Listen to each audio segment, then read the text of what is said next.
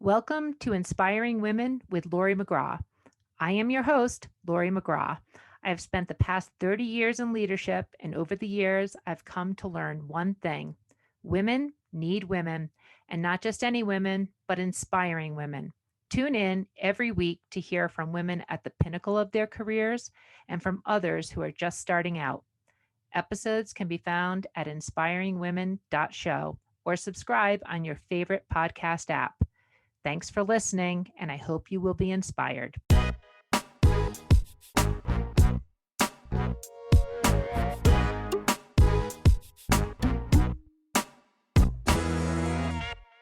This is Inspiring Women, and I am Laurie McGraw. Today, I'm speaking with Dr. Geri Landman. Dr. Landman, she's a pediatrician. She works in Dublin, California, and she's affiliated with Palo Alto Medical Foundation. Now, in addition to being a practicing pediatrician, Dr. Landman is a mom, and she's a mom of a daughter named Lucy. We're going to hear about Lucy, and Lucy has, unfortunately, a rare single gene disorder, and Dr. Landman has found herself in the area of science and research and working diligently to find treatment and a cure for Lucy. Dr. Landman, thank you for being on Inspiring Women. Thank you so much for having me, Laura. It's so wonderful to be here and be able to share Lucy's story. Great. Well, why don't we just dive right in? And I always want to talk about people's careers, but maybe Dr. Landman, you could talk about sort of, what it is to be a pediatrician, but also a scientist by day and night in a rapid exploration for a gene therapy. Yeah. I mean, being a pediatrician is a lifelong dream for me. I always knew I wanted to do medicine, and I love being able to help families and connect with them and shepherd them on this parenting journey that we're all in together. And it's probably because I was a pediatrician that Lucy got diagnosed as early as she did. Both in terms of noticing that things were wrong, and then two, just really being able to advocate for her in the medical community. I think we've heard so many stories from other rare disease families of, people who are reassured over and over, and that's part of Lucy's story too. But being able to be a pediatrician and say, no, something's really wrong here, please, let's do some more testing, really got Lucy her diagnosis early, and led us on this journey of also me being a nonprofit founder and vice president where I never thought I'd be. Let's maybe tell the Lucy story. Why don't we get grounded in, how old is Lucy? So Lucy is 16 months now. So she is still a baby. And so just tell us the story and how you picked up that she had a disorder and what this disorder is. Yeah. So Lucy had some concerns even as far back as prenatal ultrasounds. And I had a ton of prenatal testing that actually all came back very reassuring. She had some genetic testing from an amnio. She had a fetal MRI, and everyone said, this is a normal variant. And so she was born, and she was very sleepy for her first 2 weeks, to the point that I was calling my poor mother-in-law pediatrician every day saying, this is way sleepier than normal. But then she did okay. She, from about 2 months to about 4 months, I said, this is a totally normal baby. And we were enjoying her, and her two older sisters were loving her smiles. At around 4 months, I tried to sit her up in the boppy chair, and I noticed she just flopped to the side. And I said, oh gosh, you're not ready for food yet. And I tried again at 5 months, and she was still flopping to the side. And so we met with her pediatrician, who referred us to the neurologist. The neurologist initially said, this is, benign hypotonia. This is something she's going to outgrow, do some physical therapy. And she did. She did some physical therapy from 4 months to about 8.5 months, and was improving. She learned to sit up on her own. She was still super social. When she was about 8.5 months old, she got a little virus. I don't know if it was a stomach bug or a head cold, but she just sort of fell off a cliff where she'd been able to sit up for 15 minutes before. She was falling to the side as soon as you sat her down. She stopped making eye contact, and she completely stopped eating solid food, just refusing it. And so we were really concerned. And we went to the ER one time, and they reassured us and sent her home. And finally, I sent some videos to her neurologist, and she said, oh, okay, I see what you mean. Something's really off. Let's bring her to the hospital. And so she was hospitalized for a couple of nights. She had a huge workup, including, an MRI, an EEG to look for seizures, a nerve conduction study, a spinal tap, actually 2 spinal taps. And all of them were, again, reassuring. There was nothing that explained why she was so off her baseline.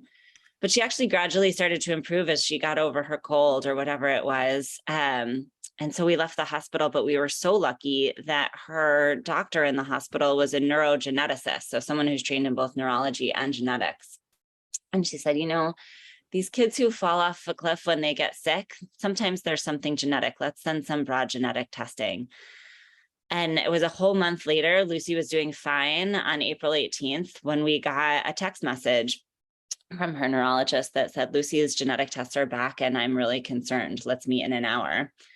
And I'll tell you, that's some of the hardest hour of your life, Well, just Dr. Landman, I mean, so much of this story just seems hard and difficult. So maybe just to walk back a little bit, let me also just say out loud how difficult. I'm a mother. And I didn't have these types of issues at all with my children. And it is very hard to hear this story as you tell it. And I'm sure it's hard to sort of relive it, and you're living with it every day.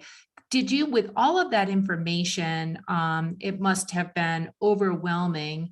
Had you not been a pediatrician, would you have been able to decipher it? How did you navigate? And it still seems, even though you are so well educated as a pediatrician, it sounds like it was also confusing during that time.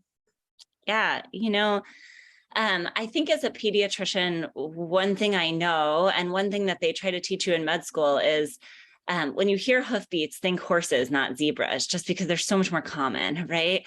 And so I even wondered, am I crazy that I'm thinking there's something wrong with this perfectly normal baby? Postpartum anxiety and depression are very common in our world. And I had to check myself and say, am I just really being anxious about something that's nothing to be anxious about? It definitely creates a strain on marriages. My poor husband was like, everything has been reassuring, but then he also wasn't reassured. And so, I think being a pediatrician did definitely help because the neurogeneticist who was on in the hospital that week happened to be my resident when I was a medical student at UCSF. And so she really believed me. She said, I know you're not crazy. And I think for other families, the reassurance that you get through this process, but that feeling that something's still wrong is a theme I've heard from so many people in this space. Yeah, so following the parental hunch is, and being very adamant about that is, it's something to get great advice for parents. So, okay, let's go back to that really difficult call. 1 hour to go have a difficult conversation. What happened? Yeah, Zach came home from work. He hopped in the bathtub with Lucy because that is where she's always happiest. She loves the water. And we just tried to make the minutes pass. And then we sat there and Dr. Rushnikov told us, Lucy has 2 bad copies of a gene called PGAP3. This was not a gene I had ever heard of before as a doctor, or even a class of disorders I had ever heard of before. It is incredibly rare. There are less than 50 kids in the world with Lucy's disorder.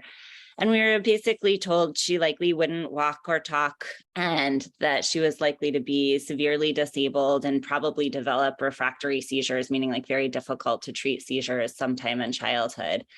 And we just looked at this baby in front of us who was like, standing next to our coffee table and grinning at us. And we were like, no, this is wrong.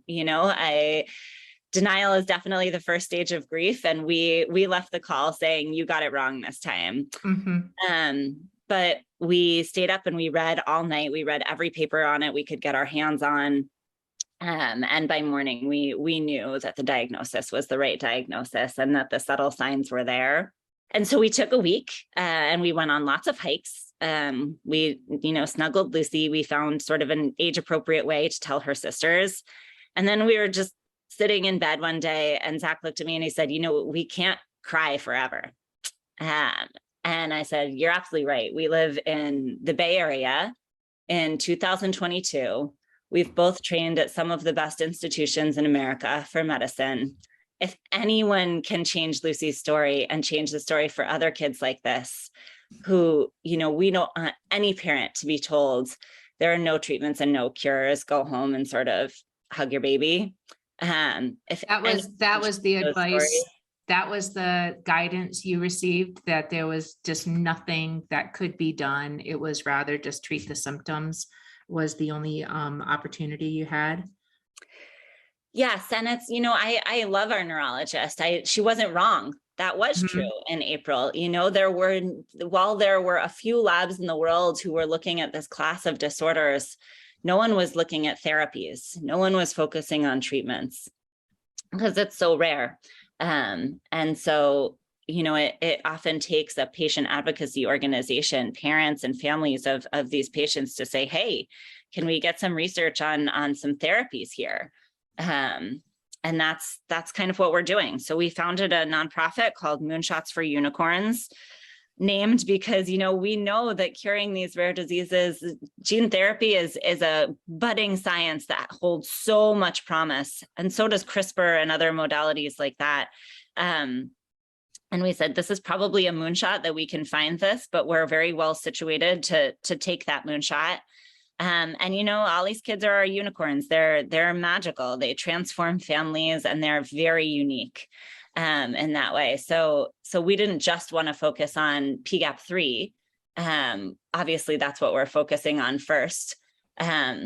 But after we work on PGAP3, we just want to help so many of these single gene disorders, because while each of them are individually rare, there are 10,000 single gene disorders. Almost 1% of the population is affected by something to do with a single gene. And so I think the impact here could be really huge. Well, the state of play for rare diseases, it is certainly evolving. I was speaking with Dr. Amy Abernathy from Verily recently on inspiring women, and there certainly is progress, and there's progress with technology and everything else. Yet the reality is there's diagnoses like Lucy's, and those are on a clock that the science and technology might not be ready for at this point in time. So what's the state of play for rare diseases from being the mother and now the founder of this nonprofit that you're seeing in terms of where is their promise and what does Moonshot for Unicorns actually focus on? Yeah, great question. So I think when you receive a diagnosis like this, scientifically, there's sort of like three buckets of things you can do. You can go the supplement, kind of vitamins and minerals and see if that helps you route. Those are all FDA approved already. They're generally pretty safe. You can go the drug repurposing route, meaning you basically take other organisms that can have the same mutation in them, like yeast or zebrafish or, flies, and try to give those a whole battery of medications that already exist out there and see if it improves how they behave or how they grow. And then there's gene therapy, which is the most expensive bucket, but probably the one that holds the most promise right now. And so the idea of gene therapy is Lucy is literally just missing one good copy of a gene. All you need is one to be sort of neurotypical in that way. And what gene therapy does is it puts the normal human gene into a harmless virus, and then you infect the baby with the harmless virus, probably into their, central nervous system with like a spinal tap or something like that.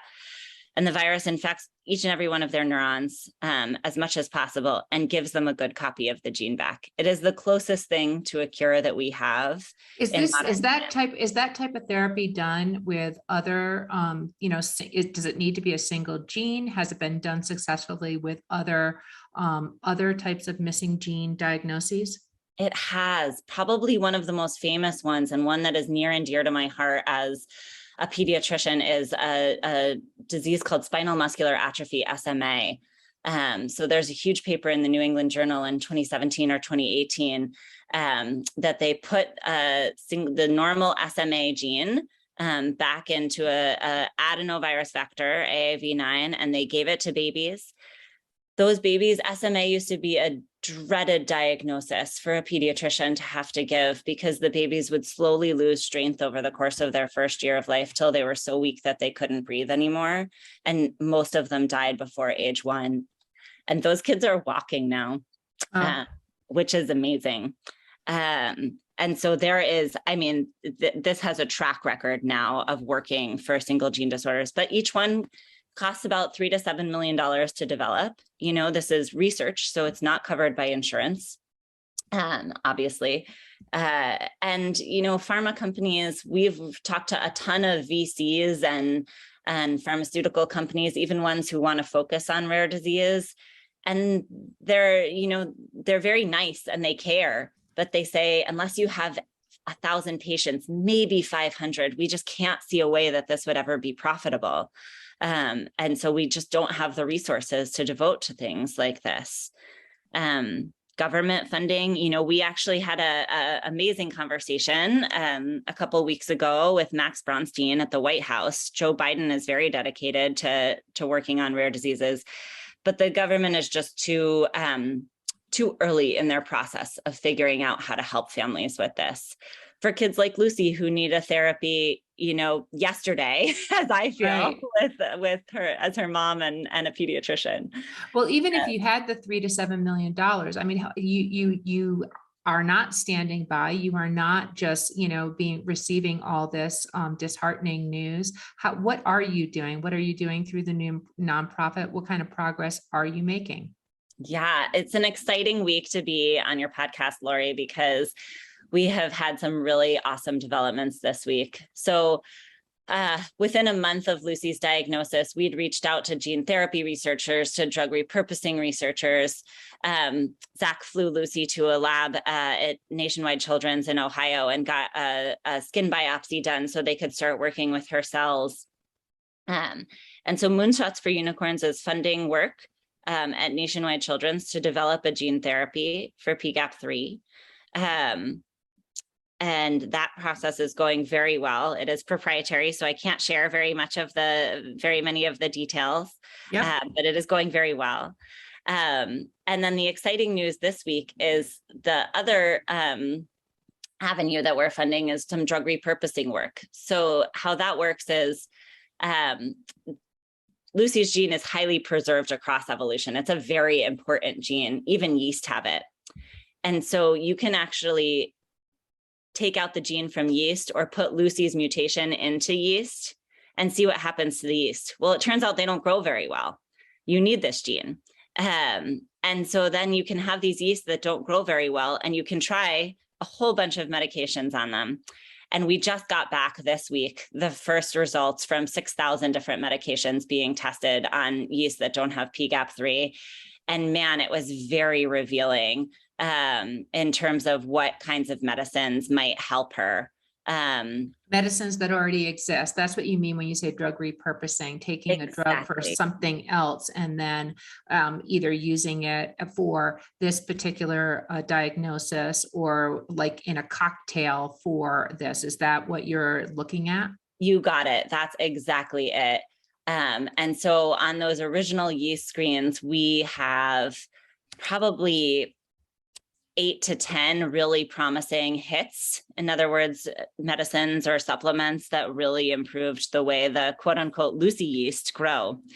And the next step is to try them out in some mice that have PGAP3 knocked out.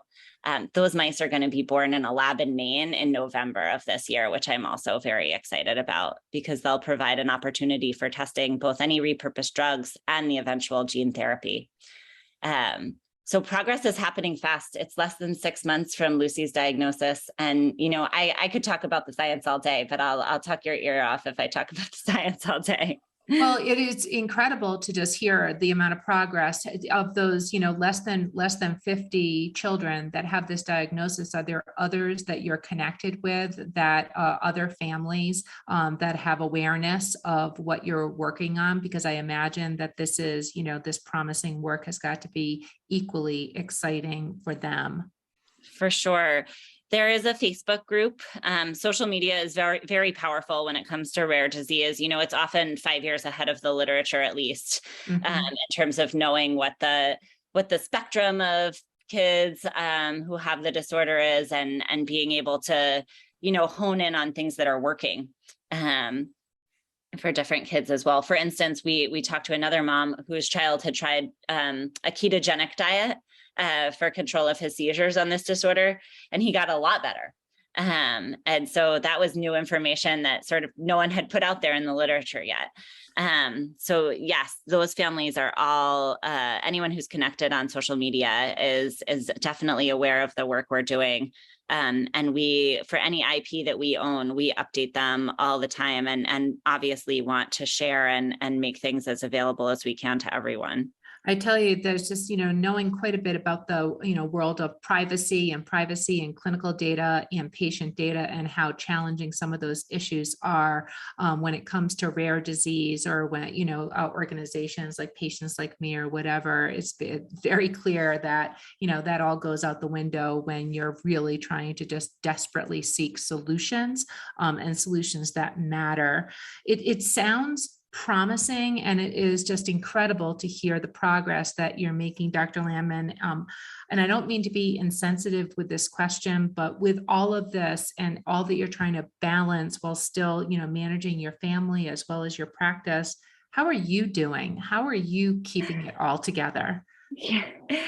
I confess that I am tired, but I am also energized at the same time. I think a crazy thing since Lucy's diagnosis is that every single day is either the highest of the highs or the lowest of the lows. It seems like all the good news comes in one day and all the bad news comes in other days. But I feel, Moonshots for Unicorns has a real purpose, and I've already seen how much it can help Lucy and other kids like her. And so that just gives me a lot of energy to keep going with everything.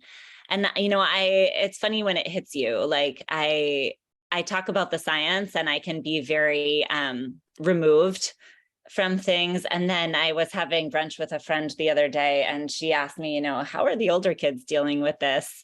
And I just lost it in the middle of brunch, of course.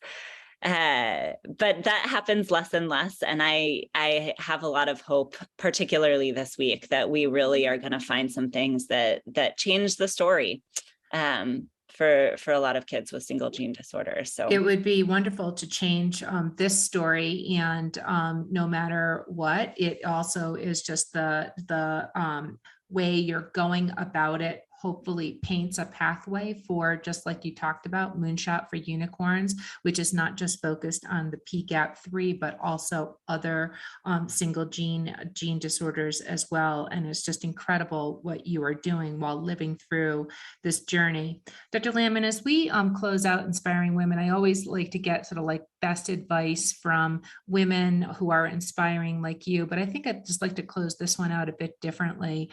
What do you want listeners to walk away from this conversation? What do you want them to know? What do you want them to do just hearing about the journey that you're on and Lucy's story?